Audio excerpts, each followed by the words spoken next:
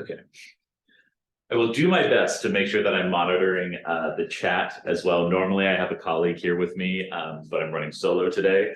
So please be patient. But my name is Jesse Wieland. I'm the Associate Director at the Office of National Fellowships. And so obviously today we're going to be talking about many of the different language fellowships that we work with. I know this can be a lot of information. So as we're going through, please feel free to ask questions, type it into the chat, and I'm more than happy to pause as we go through these different fellowships. Should also apologize for how ugly this PowerPoint is going to be. This is a remnant of a former colleague who I absolutely adore. I meant to update it. I did not have time to do, well, I did update it, but I did not have time to change the layout. So hopefully he never comes back to see this presentation where I talk trash about his color palette, I suppose. So anyways, let's go ahead and jump right into it. If I can get this clicker to work, like I said, running solo. And so when we think, at least within the Office of National Fellowships, when we think of these language fellowships, it always goes to, there's many that we work with, but the two main ones are going to be the Critical Language Scholarship and the Boren Awards. Have either of you heard of this? Okay, awesome, some familiarity.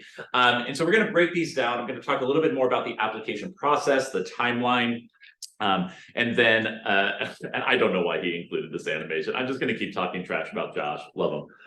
But anyways, so we're going to be highlighting these two, and then we're going to be talking about some other really relevant supplemental fellowships that if you qualify, would be more than happy to talk with you further about those in a one-on-one meeting. It's not going to have the same depth as Boren and CLS, but these are going to be opportunities for whether you're a first semester freshman all the way up until you're a last semester senior, anything in between. We will make sure to go over eligibility as well. Let me reduce that. Okay. Starting with the Boren Fellowship. And so Boren is going to allow students to study anywhere from 6 months to a full academic year abroad. And Boren's prerogative is, and you can find all of these languages on the website, but they want students to study languages that are critical to the United States' national security efforts abroad. And when you go into their website, you're going to intentionally notice that they never define what national security means to them, because that is up to every individual student to define what that is relative to their area of interest, to specific to the country, the language that they would like to study in, or relevant in just our current world right now. So I've had students that have defined national security kind of in your more traditional sense, whether that's related to cybersecurity, or just foreign affairs broadly speaking. I've also had students that have described in detail national security relative to public health, relative to humanitarian efforts. And I can tell you what is not going to fly in your application when it comes to defining national security is, for example, I sat in on the review committee this past year for Boren, and I could very quickly tell which essays were like those Wikipedia answers for national security. And so it did not work in the applicant's favor if I read their essay and I'm like, okay, you give me 2 hours and like a Diet Coke and I can crank this out, this exact same essay. And so you want this to be uniquely tailored to your interests and to your background.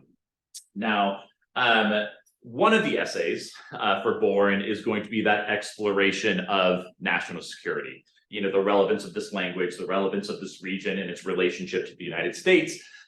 The other essay is going to be a pretty, it's not quite, I mean, it is a personal statement, but it is really an exploration of your academic and professional goals, your commitment, and we'll talk a little bit more about this, to federal service, because Boren gives, I think it's like $25,000 to, spend like that 12 months abroad, but in exchange for all of that support and that funding, they ask that you spend 1 year after graduation working, and these are their top departments, but they want you to work for the federal government for 1 year. And so they have their tier 1 opportunities, which are going to be Department of State, Defense, Homeland Security, yada, yada, yada. And they'll have tier 2 and so forth.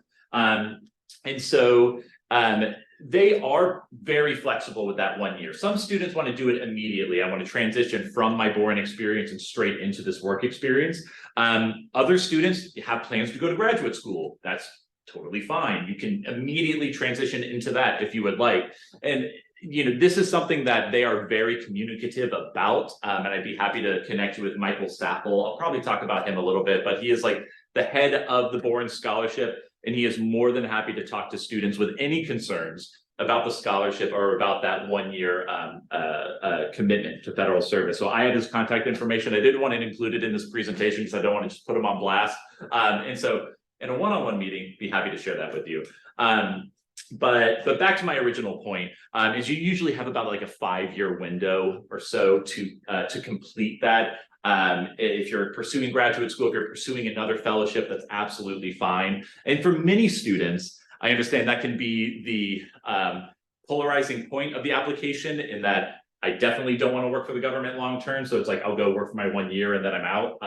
Okay, we can find a way to show how that 1 year still connects to your long-term goals. But for other students, that's why they apply to the scholarship. Is I want to be in DC. I want to be working for this department. I want to eventually be a foreign service officer. So this is going to be a great way to get that non-competitive status as a Boren Scholar, which essentially means, if you're applying for a position, it's between you and another candidate, all things being equal, they're going to defer to you as that Boren Scholar. So it does make applying to some of these really competitive jobs a little bit more accessible. And now, so I know some of you in attendance are going to be undergraduate, some of you may be graduate students. And so if you're an undergraduate, when I'm talking about Boren, I am talking about the Boren Scholarship. If you're a graduate student, you would be applying to the Boren Fellowship. They're mostly the same opportunity. The Boren Fellowship accommodates research interest as well. And so if you're a graduate student, if you're a master's or a PhD candidate, wherever you may be in your trajectory, you can be studying the language while also maybe completing your dissertation or research, whatever that may be. So undergrads, we're going to be applying to the scholarship. Now, you want to spend a lot of time on their website. They have plenty of excellent resources. You want to make sure that you are applying to a country that is eligible. The Department of State, sometimes that security clearance can vary from a level 1 to a level 2, level 3, or level 4. And so you want to make sure that, say, for example, if I'm studying Mandarin, and they say this pretty clearly on the website, but yeah, I can apply to a program in China, but they're going to very clearly say, like, if you're applying to China, if you're applying to Russia, if you're applying to countries where it's just hard for anyone to travel there right now, you need to have a backup program. So if that doesn't work out in China, maybe I can go study in Taiwan. That's fine.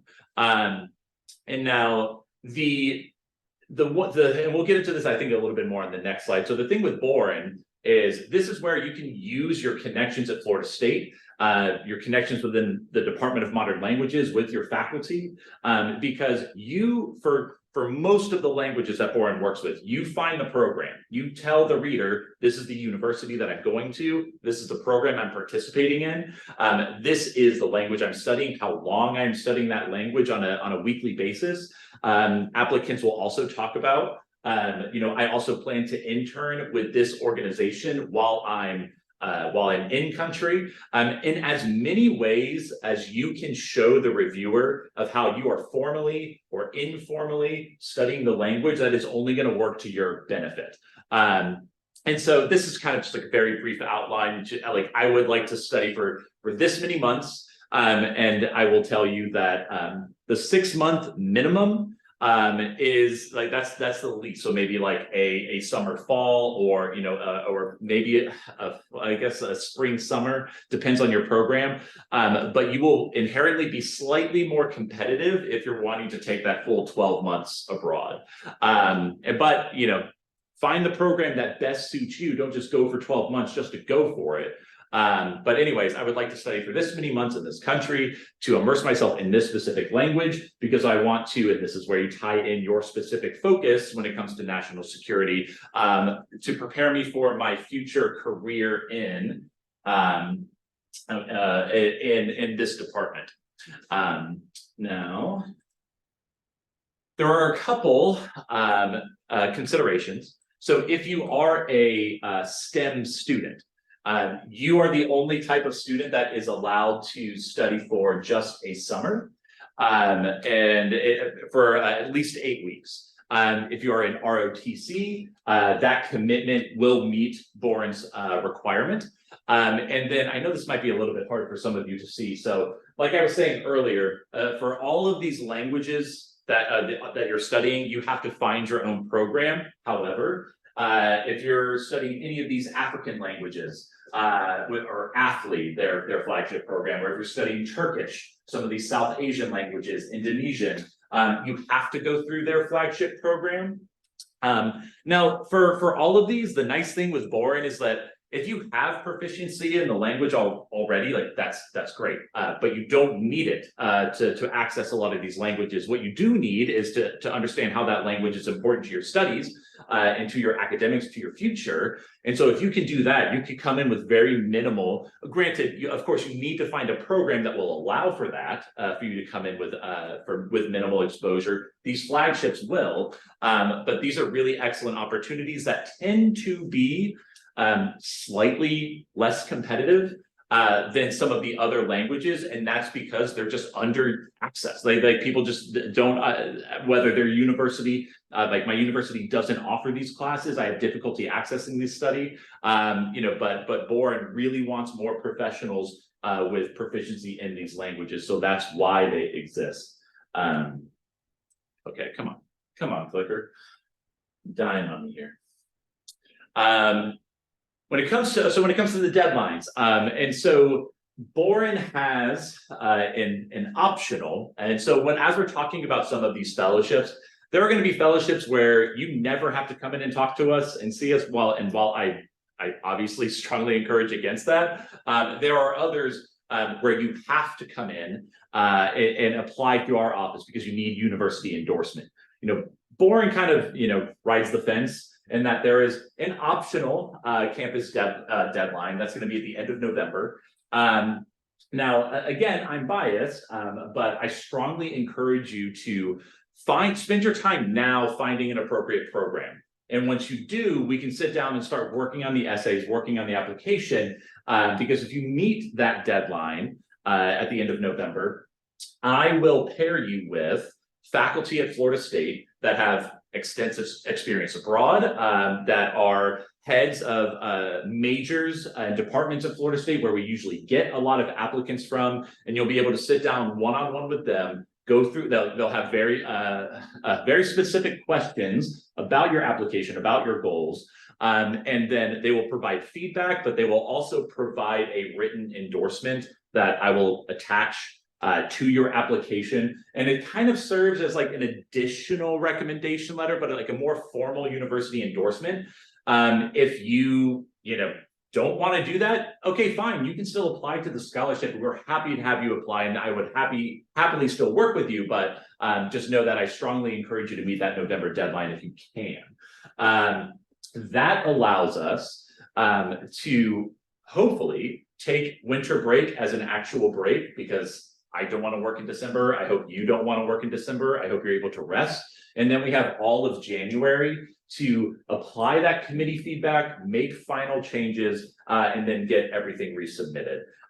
Now, if you are a grad student applying for the fellowship, know that your deadline is January 24th. If you're an undergrad applying for the scholarship, it's January 31st.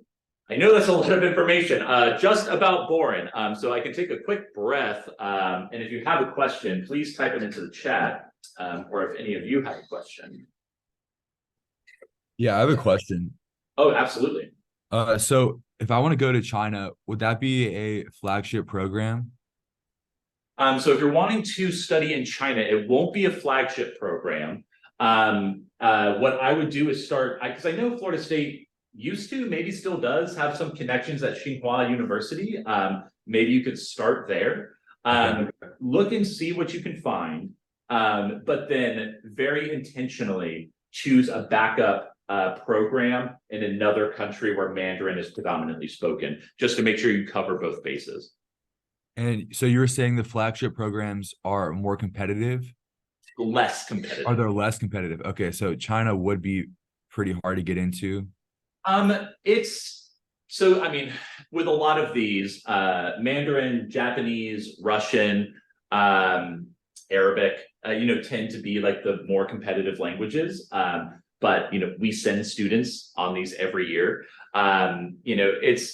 It's never a reason not to apply. But the best piece of advice that I have when it comes to Boren is when it comes to SA2, when it comes to your career and that commitment to foreign service, in as much detail as you can give me about how you are going to spend that 1-year service commitment, and then how that 1-year service commitment is going to segue into whether it's graduate school or whether it's, if you can detail the steps that you see for yourself over the next 5, 10, 15 years, to really prove to that review committee that you're committed to that career in federal service, that is going to help you so much when it comes to the review committee.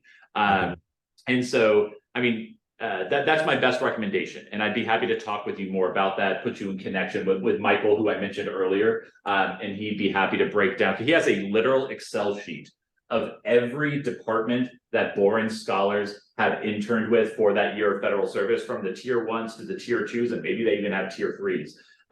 But anyways, I'm happy to talk to you more about that. And then are you going to be on that committee again for the following year?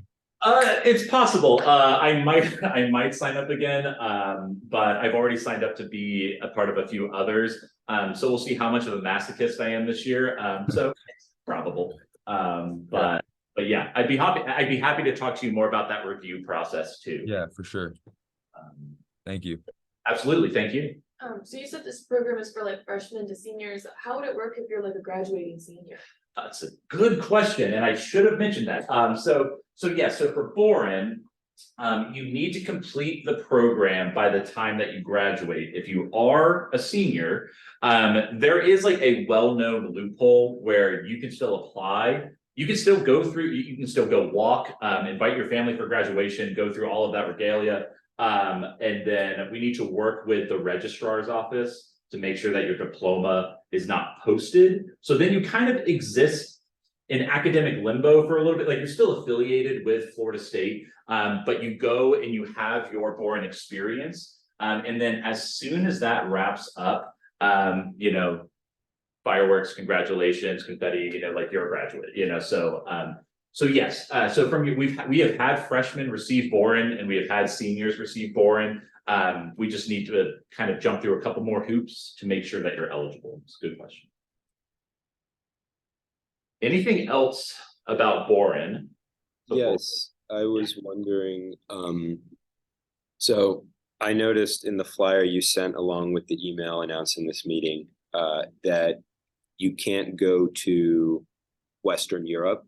Mm-hmm. So my question for that is, say I wanted to learn French through this program, right? Or develop my French skills, where could I go? So you would be applying to AFLI, you would the African foreign language, and I'm not going to get the acronym. Anyways, you know what I mean. And it's going to be a French and West Africa program. I believe it takes place in Senegal. And if I remember correctly, you do need to have, it's either at the very least intermediate, if not advanced proficiency in French to qualify. So French, still eligible. And they still have recipients for Spanish every year, but those are going to be, it's not Boren's preference. It's solely because like so many more resources at most universities are devoted to the study of French and Spanish. But there have been applicants that have applied to Spanish for like very specific dialects, sometimes indigenous dialects that they're trying to study, or very isolated regions that they're wanting to work with. And so you can make a case for it. And it's just going to be a little bit more difficult. But yes, if you're wanting to study French, it has to be through their African languages program. So, okay, so Boren prefers like lesser spoken or lesser studied languages rather than the more common ones. Languages and in parts of the world that are much harder to access when it comes to study abroad. And so it's like no shade to Western Europe, but it's just so many universities have programs in the UK and in Germany and in France and in Italy. And so they're trying to really spread the wealth, so to speak, when it comes to international study. It's a good question. Got it. And thank you for that. My final question, I guess, is so I'm a junior currently. Next year would be my last year of college. How would this work for me if, say, I was gone for a whole year during like the fall, spring, summer semesters? Would I still have to take classes online at my current university? Do I get course credit somehow? Yeah, it's really a case by case situation, because some students kind of view this. Some students can view this as a bit of a gap year where I'm devoting my time, my resources, all of my effort into studying the language. That's fine. Depending on the program that you find, some students are able to take their language classes, and they're also able to take classes that are relevant for their major. And so you don't have to completely put a pause on your graduation. Yeah, like I said, case by case, because I have students that come in that they're like, sophomores, and they're like, I'm being told that I need to graduate next year, and I'm really trying to take my full 4 years. This could be a really great program for you. But yeah, I think that's something that we can discuss together. But then I would also recommend sitting down with your academic advisor to talk about, hey, like, what are my options? But again, it all goes back to the specific program that you find abroad. But yeah, I hope that answers your question. It does. Thank you very much. Absolutely. And so I'm happy to circle back to Boren later in the presentation, but just to kind of get through some of these others. Now, the Critical Language Scholarship, very straightforward. 8 to 10 weeks over the summer, you're going to be studying this language very intensively. And you'll see kind of like sprinkled all throughout CLS's website is they really try to make sure they're like, hey, this is not a I guess the kind of the colloquial use of study abroad. This is not a study abroad experience. It's a very intensive foreign language study program where you are going to be studying the language this many hours in the classroom. You'll be at a homestay. You'll also have a language partner. So you're getting the language in as many possible ways as possible to hopefully by the end of that 8 to 10 weeks, your language gains will be equivalent to what you would get from like a year of academic study in a traditional sense.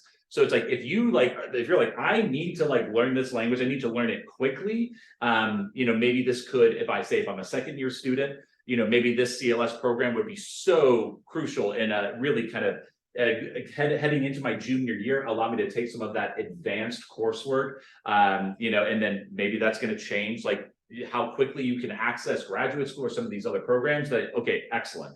So again, anywhere from freshmen to seniors are eligible for this program, but it does. So all of the languages, all of these languages you can find with Boren, but not all Boren languages can be found with CLS. So they do have at the very top, they have their list of, okay, so these languages require no prior study. You can come in day one, you're jumping right into it. Arabic, Korean, Portuguese, and Russian require 1 year of formal study. So say I took some fall and spring coursework, and then Chinese and Japanese require 2 years. So you can either, and I've had students that have opted into that 1 or 2 years because maybe they're heritage speakers, maybe they studied the language in high school, maybe they took a gap year experience before they started college. So you don't have to show me all the courses that you take if you can opt into it. And so part of that final selection process is, if you do move forward, will be them calling you or talking to you over Zoom, and that interview will be in the target language. So they will so you cannot BS CLS and say that I have that 2 years when you don't. But also know that, okay, so I am enrolled in Arabic 101. I don't know the course code, but say I am on my first semester of Arabic right now. And I will be taking Arabic in the spring. And then by the summer, when CLS would start, technically I would have that 1 year. That's fine. That means you are still eligible to apply this cycle. The other thing to consider here, specifically, if you're studying Russian, Chinese, or Arabic, there was a new initiative that was created at the tail end of the pandemic because CLS, like, I mean, every international fellowship was just heavily hit by the pandemic, and programs were canceled, programs were, postponed. And so they created this CLS Spark program. It's entirely virtual. And so, it's for some students, that can be, it's like, well, I want to be there. But I'll tell you the benefit of it is, so CLS Spark is specifically for those 3 languages. You don't need any prior study in those languages like you do for the traditional CLS program. But they specifically want to target students that have had difficulty accessing the language or the study of those languages. For many different reasons. And I've seen some of those cases be, well, I am studying, physics, and my physics coursework is extremely intensive, and it gives me no time or ability to study the language. And so this is really my only point of access. Other students have said, like, my scholarship funding won't allow me to take courses outside of my major, or in some cases, and unfortunately, Florida State can't make this case. It's like my university doesn't offer this language. But again, if you're able to make a case, CLS Spark is one that you can do virtually over the summer. And then if you do CLS Spark, you'll automatically be considered a semifinalist for the CLS standard program the following cycle. Just another added benefit. Just to reiterate, so for Boren, you're applying to a country with the language and with the national security. For CLS, you are applying to a language, and then they will place you in the countries that offer those language study programs. There's some consistency year to year, but they do change, given, security and or just given funding and availability. But you can go on the website and you can see where those programs are hosted. Now, okay, Boren, it has 2 800-word essays. CLS is broken down a little bit differently. So this, at the very bottom, this main essay, it's 500 words, your traditional statement of purpose. I recommend starting with that essay, because otherwise it's weird how it works out, because it's the last essay that is read. But I recommend starting with it first, because I think it will influence and frame the other essays that precede it. And so again, from having served on review committees for CLS, a major pet peeve of mine is I go through and read 3 compelling essays: this resilience preparation for CLS, citizen diplomacy, commitment to the language study, and then I get to the statement of grant purpose, and I get some amalgamation of those 3 essays, and I get nothing new. And so that's why I recommend to invert it.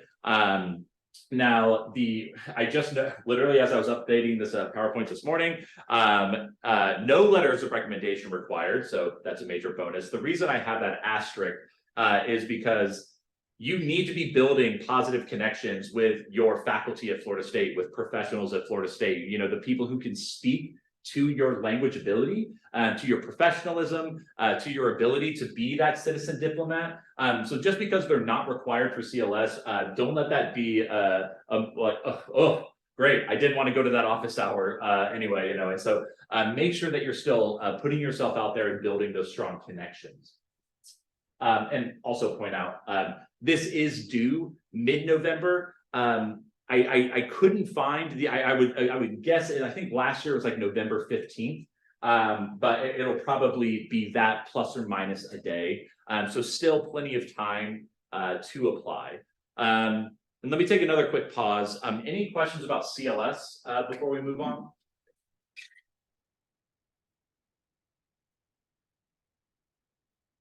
Does this have to be in the summer, or can it be 8 or 10 weeks? CLS has to be in the summer. Boren is flexible.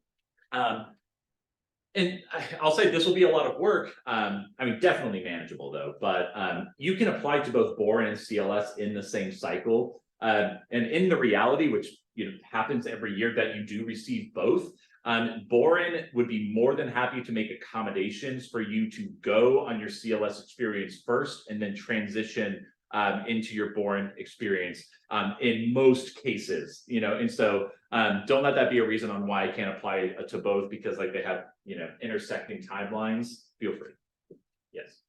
Sorry, but I'm a graduating senior and I already have an internship lined up for this summer. Mhm. So would I be ineligible because I can't go this summer, or could I potentially go the next? summer? What are the dates of the internship? Or is that still like It's TBD? still kind of up in the air, but probably the entire summer. They might be willing to work, I'm just not sure. If you've already committed to it, and if they, I would talk to them and see if there's like, hey, I'm still really interested in this. Is there any flexibility?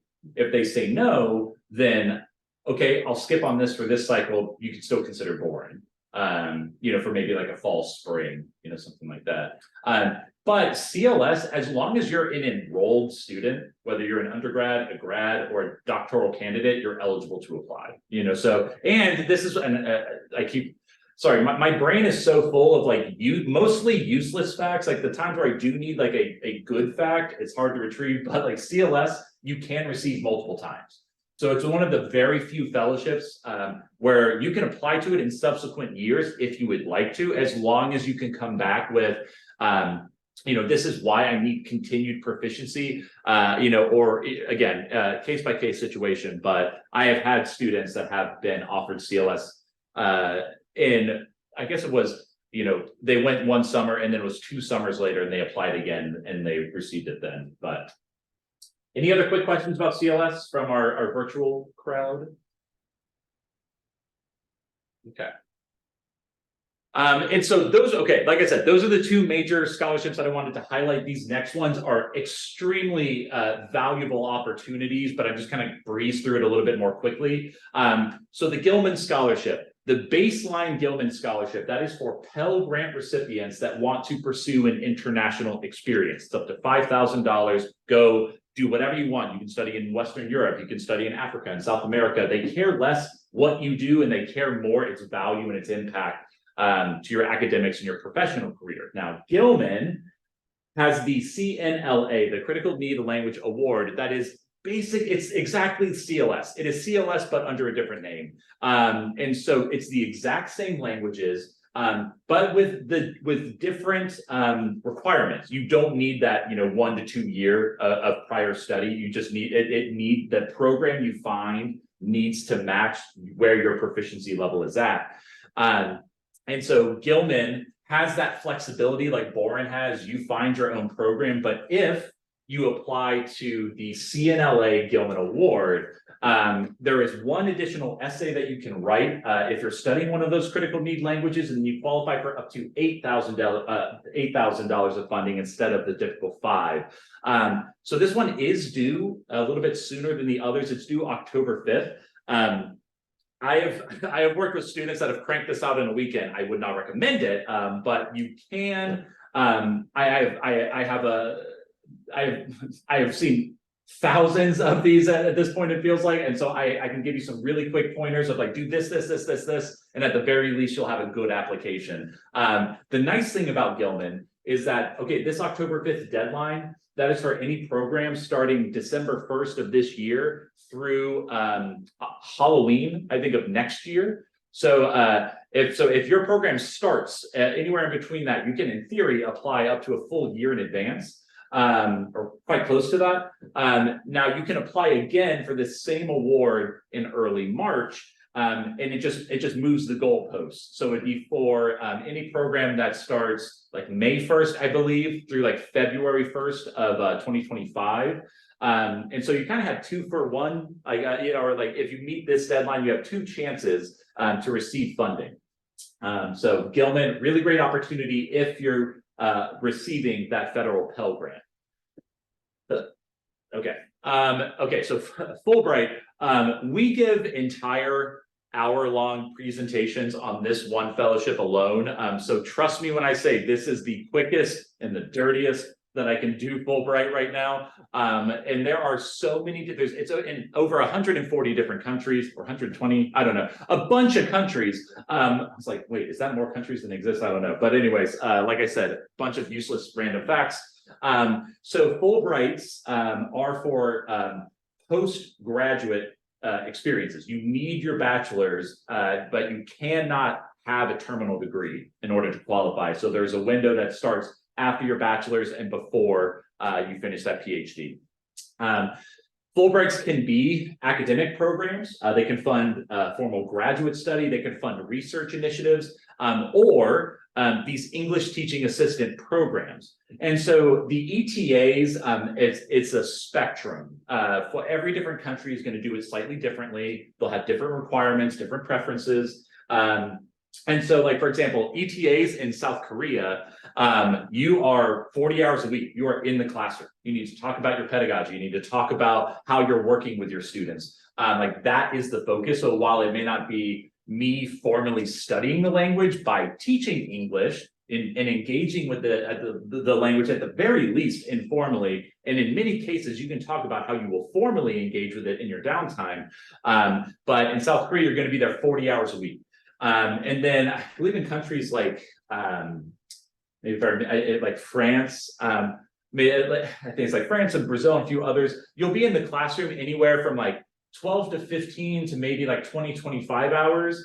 And then you have a supplemental project that they expect you to do in addition to that. And that could be service, that could be maybe related to, I've had students that talk about wanting to shadow doctors and nurses at local hospitals because their background is in public health. I've had students that are athletes or former athletes, or, you know, not even professional or semi-pro, that just like, I just want to find a club that I can play with.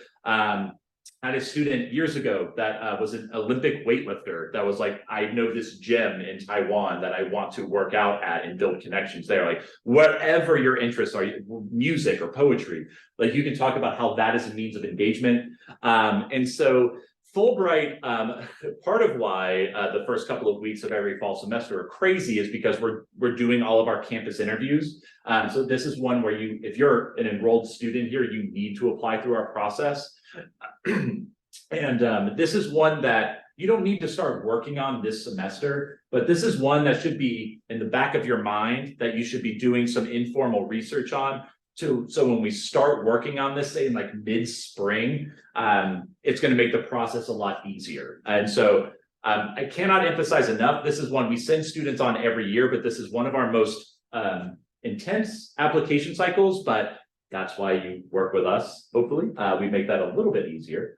Now, there are also other programs. I mean, I'm sure many of you have heard of the JET program, if you're studying Japanese especially, and I'm checking time because I know I can rattle on. And so JET is a really great opportunity to get that teaching experience in Japan. More often than not, they intentionally try to place you in like rural areas. So it can be for some, you know, a kind of a shock to the system, you know, if you've never been abroad before, if this is still a new language for you. And so, you know, they really try to suss that out in the application process and in the interview process, you know, but if you're a go-getter and you like those really autonomous, immersive experiences, I think this could be a really great program for you. And this is one similar to CLS that you can reapply to at the end of your cycle and receive, in some cases, many years consecutively. But yeah, a fantastic program. And Michael Sappel, who I mentioned with Boren, actually did this program as an undergraduate and is a huge proponent of the program. In a very similar way, EPIC, which is a similar program just in Korea. This is one of the only fellowships that I know of that operates on a rolling application basis.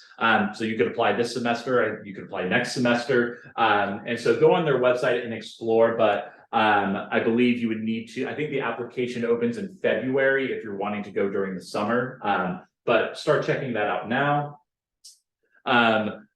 I'm not going to try to pronounce that. DOD is for German study. And so they have plenty of opportunities to study German in country. Again, very similar to these other languages, but I think it's really worth pointing out that Florida State has a really fantastic scholarship called the Maura Binkley Scholarship. that is at the Wuppertal University. And if you're studying German, if you have an interest, I think you need at least a couple classes under your belt. I think it's like, if I recall, it needs to be like 1 year of study, kind of similar to CLS to qualify. But for some reason, and I really wish I knew why, this is very under applied to. And so not a guarantee, but it might be you and 2 or 3 other people applying if we're going by last year. So odds are pretty good that you could receive funding if you're interested in studying German. Now, to quickly highlight, so I didn't mention, so the Office of National Fellowships, we primarily work with undergraduate students. Upstairs on the 4th floor of the Honor Scholars and Fellows House, we have the Office of Graduate Fellowship and Awards. They primarily work with master's and doctoral level applicants. But working with our offices is going to hopefully really help you better understand the things that you care about, the things that you value, and the goals that you have for yourself, both as a student at Florida State, perhaps later as a graduate student, or later in your career. I mean, if your undergraduate experience was anything about mine, or anything like mine, outside of like applying to college, I don't feel like I was really asked about myself after that. It was like, I always write about this topic, this subject, this other thing, but rarely did I have to look inward and write about myself. So that can be a little bit scary. But trust me when I say, like, we and my colleagues have been doing this long enough, like we like to think we are pretty good at our jobs, and we'll be able to help you craft a really compelling, authentic personal statement. You know, these application processes are going to mirror in many ways things that you apply to on campus, grad programs that you will apply to. You know, most entities, organizations, graduate programs, whatever, are going to ask you the same questions. Who are you and why do you want to do this? You know, so this is kind of like that low risk, high reward experience in applying to these. And like I mentioned earlier, it is so important to build these connections with your faculty at Florida State, with faculty at other institutions, being able to really spread your academic footprint to different parts of the US or abroad. And we see every single year, you know, where especially within the language fellowships, how even applying to one, becoming more familiar is extremely beneficial, but receiving one of these really tends to snowball into other opportunities, you know, showing that you have high proficiency in the language that you're studying, and cultural knowledge and experience in the region is going to open a lot of doors for you, not just in the fellowship realm, definitely professionally, but why not start here and then branch out to the other. Now, contact information, please feel free to reach out to us. If you're an undergrad, Dr. Filer, myself, or Bonnie, Keyshawn as well, who just started with our office, we'd all be happy to work with you. Or please reach out to Dr. McCall or Dr. Stevenson up in OGFA. That's all I have. So thank you very much for attending. Or if you're here virtually, please feel free to type in the chat, unmute yourself, ask questions if you would like about any of these fellowships or maybe any others that you heard of. Otherwise, I won't hold you hostage if you would like to leave, but thank you so much for attending. Questions? Yeah, I have a question. So do any of the applications, do we have to submit like any prerequisites with like work experience or any internships we've had previously? So they're not going to ask, maybe Jet does, but most of these aren't going to ask for a resume in a traditional sense. The application itself is like a deconstructed resume. So they're going to ask you for all of your work experience, awards and honors that you've received, language classes that you've taken, letters of recommendation in some cases. And so yeah, so they'll ask you for that information, but you don't need to. I mean, I would recommend going to the Career Center at least once a semester, updating your resume, but you don't need to attach that to these in many cases. Other questions? Hi, so I was wondering if any of, like, for example, like, does the Fulbright scholarship, is that able to overlap with like the critical language scholarship, or is it that they're separate? So a couple things. There are a few Fulbright placements where, and it'll say this on that country's page, where you can apply to be considered to get to the country a little bit early and study the language. That's not offered in every case, but there are a few. Also, dependent on the start date for Fulbright, which is usually going to be, August, September, or February, depending on the country. But in most cases, CLS is going to wrap up, by the time that you would go. The one thing you might need to look into as to when are those orientation dates for Fulbright. But most of these fellowships are wanting to work with you to make sure that they're not telling you you can't do this opportunity, but how can we accommodate both? So it's a great question, but it's definitely possible. All right, thank you so much. Thank you. Any other final thoughts? Right. It's just you and me, Liam. Cool. All right. Thank you all for Thank you attending. very much. Appreciate you.